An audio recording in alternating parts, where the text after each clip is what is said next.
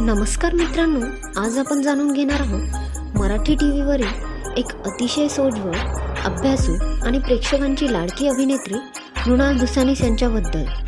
मृणाल दुसानीस यांचा जन्म 20 जून 1988 रोजी नाशिक, महाराष्ट्र येथे झाला.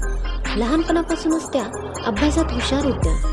त्यांनी आपले शालेय शिक्षण मराठा हायस्कूल नाशिक येथून पूर्ण केले, तर महाविद्यालयीन शिक्षण HPT कॉलेज नाशिक येथून घेतले.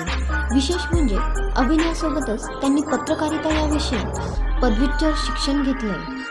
मृणाल यांनी आपल्या अभिनय कारकिर्दीची सुरुवात एकता कपूर यांच्या गाजलेल्या मालिकेतून माझी या प्रियाला प्रीत कळेनामधून केली.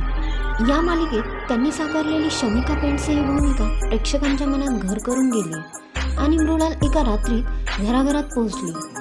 यानंतर झी मराठीवरील तू तिथे मी या मालिकेत त्यांनी साकारलेली मंजिरी मदोळकर ही भूमिका आजही प्रेक्षक विसरू शकत नाही. या मालिकेमुळे मृणाल यांना आदर्श सून म्हणून ओळख मिळाली. त्यानंतर त्या कलर्स मराठीवरील अस्स सासर सुरेखबाई यामध्ये जुई महाजन आणि सुखांच्या सरीने हे मन वावरे या मालिकेत अनुश्री तत्ववादी या संवेदनशील भूमिकेत दिसल्या. मृणाल दुसानीस सध्या लग्नानंतर होईलच प्रेम या मालिकेत नंदिनी ही महत्त्वाची भूमिका साकारताना प्रेक्षकांना पाहायला मिळत आहे. या भूमिकेतून त्या पुन्हा एकदा प्रेक्षकांच्या मनात आपलं खास स्थान निर्माण करत आहेत.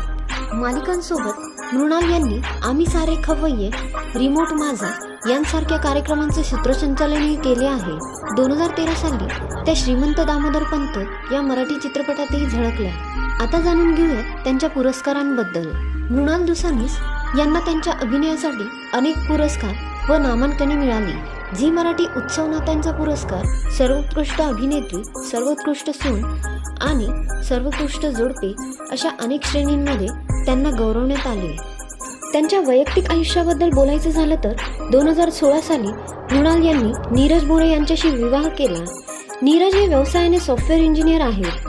मृणाल दुसानीसला 2022 मध्ये एक मुलगी झाली, जिचे नाव आहे नुरवी.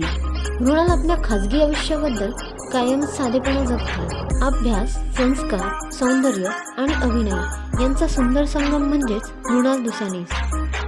मराठी मालिकांमधील आदर्श नायिकेची प्रतिमा त्यांनी आजही तितक्याच सन्मानाने जपली आहे. तुम्हाला त्यांची कोणती भूमिका सर्वात जास्त आवडली कमेंटमध्ये नक्की सांगा आणि अशाच मराठी कलाकारांच्या अपडेटसाठी चॅनलला सबस्क्राईब नक्की करा.